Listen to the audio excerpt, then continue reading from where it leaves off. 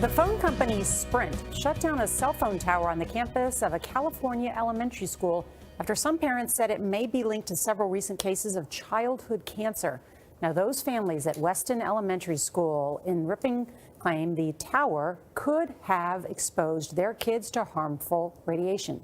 Sprint says the tower is safe and has operated well below federal safety limits, but the company turned it off anyway and plans to move it to a new location. Carter Evans spoke to the families at the center of the controversy. My son missed growing up with his friends. My son lost all of his hair. It's not something that I wish on anybody, to watch their child go through what our children have gone through. Kelly Prime's son Kyle was just 10 years old when he was diagnosed with kidney cancer in 2016. 5 months later, Kyle's friend and classmate Mason Ferrulli developed brain cancer. 14 hours to get the tumor out, and he had 5 weeks of inpatient rehabilitation. He had to learn to walk, talk, eat, everything all over again. 2 more kids at the school were diagnosed this year. At what point are you saying, we ought to take a close look at the school here? The moment that I found out that Mason had been diagnosed, it popped into my mind that something was not okay. The moms believe the recent increase in cancer cases could be caused by radiation from radio frequency, or RF waves, coming from this cell tower located on the elementary school campus. It is classified as a possible carcinogen. That tells us that there is some evidence out there. We're not naive to the fact that there could be other components out there, other environmental influences, but the bottom line that we feel in regards to this tower is it doesn't belong there if there's any indications that it's unsafe. You figure it's not worth the risk? Absolutely. The school district hired engineers to measure the exposure and concluded the tower met government and industry standards in all respects and posed no threat to student safety. The parents hired their own investigator, who found much higher RF levels than the district did, but still within government safety standards.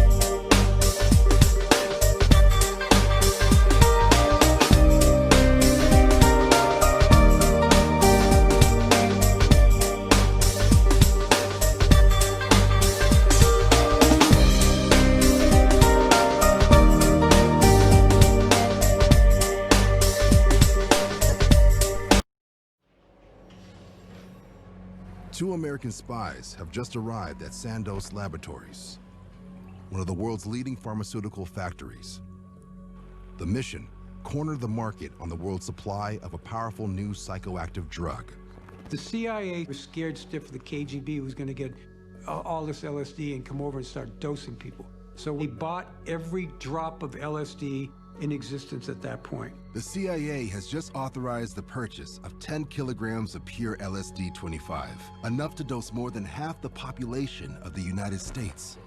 They gave it to George White and let George start dosing people. George Hunter White, a larger-than-life undercover federal narcotics agent. Unbeknownst to his supervisors, White also works for the CIA. His job: to conduct experiments for an operation called Midnight Climax. George had a CIA safe house stocked with booze. George would sit behind this one-way mirror, drinking martinis, sitting on a portable toilet. If he had to take a leak, he didn't want to get up and leave. White pays prostitutes to lure their clients to the agency's safe house.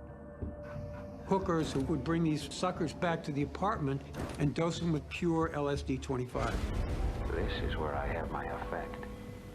In the mind. This is lysergic acid diethylamide, better known as acid. The powerful drug was first synthesized in 1938 in Switzerland. With a dose of mere micrograms, the mind becomes confused. Perception is distorted.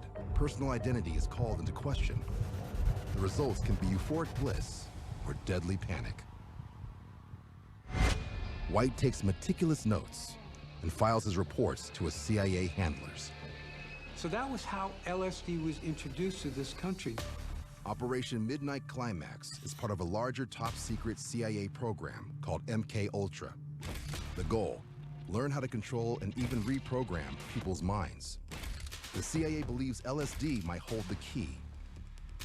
Over the next 10 years, the agency doses a cross-section of the American public.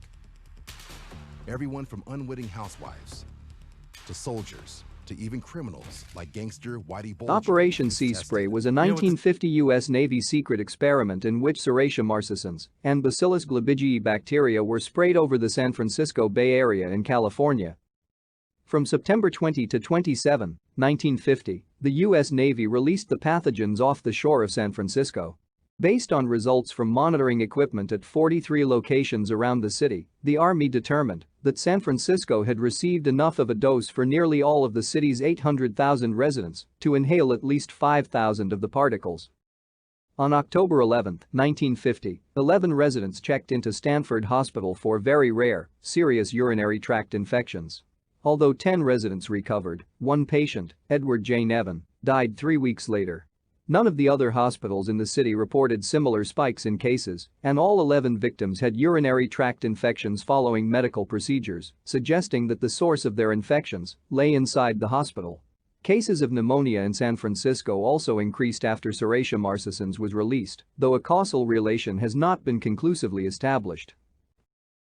Thank you for watching. Like and subscribe if you would like to view more.